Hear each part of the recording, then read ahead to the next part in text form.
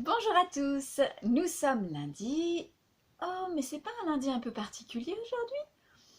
Que se passe-t-il aujourd'hui? Mais, que se passe-t-il? Mais que se passe-t-il? Voilà notre histoire du jour. Oui, une histoire de Delphine Bolin et de Nathalie Dieterlé. Mais que se passe-t-il? Ha ha ha! Eh bien voilà. Une petite poule rousse passe en sautillant devant le coq de la basse-cour. Pouing, pouing, pouing, pouing, pouing. Coco, elle doit être en retard pour sa livraison d'œufs, pense le coq. Le fermier va se fâcher. Cocorico! Bientôt suivent trois petits poussins qui courent de toutes leurs pattes. Coco, ils cherchent à rattraper maman poule.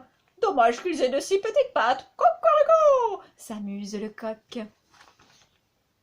Arrivent alors trois renardeaux au long museau. Eux aussi ont l'air vraiment très pressés. Pourvu qu'il n'en ait pas après les poussins de maman poule. Cococo! Murmure le roi de la basse-cour. Oh, cocococo! Soudain, surgit un renard. Il se précipite dans la même direction que les trois renardeaux, les trois poussins et la petite poule rousse. Coco! Oh, ce goupil cherche ses petits. Cococo! Oh! Cocorico! À moins qu'il n'en veuille à la poule et ses trois petits poussins et qu'il veuille les croquer. Cocorico! Je dois intervenir. Et le roi des gallinacés s'élance à son tour dans cette course folle. Cocorico! Non loin de là, dans son pré, un mouton voit tout ce beau monde défiler. Mais où courent-ils donc tous? Mais pourquoi un coq poursuit un renard?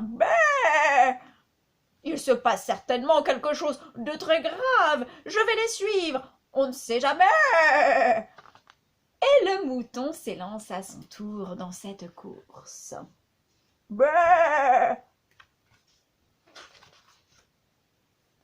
Un cochon, occupé à se rouler dans une mare de boue, l'interpelle. Mouton blanc, où courez-vous tous?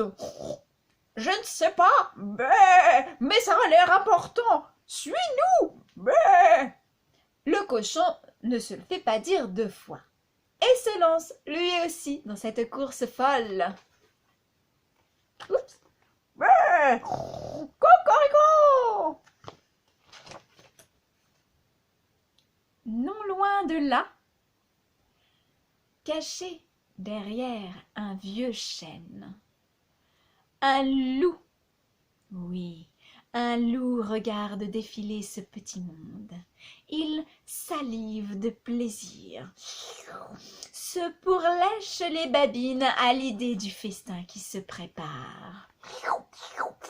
Miam, miam, miam. Toute la petite troupe crapahute et galope, bondit et rebondit, de talus en talus, de colline en colline. Il souffle et s'essouffle, mais ne s'arrête point.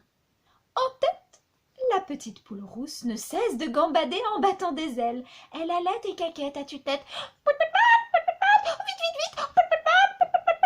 Ouh, quelle heure est-il? Bientôt, la poule rousse, les trois poussins, les trois renardeaux et le renard arrivent tout essoufflés devant l'église. Oh, ouf! Juste à l'heure, s'exclame le goupil, l'air réjoui. Oh, juste à l'heure de quoi?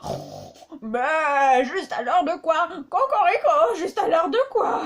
Demande le coq, le mouton, le cochon à peine rendu.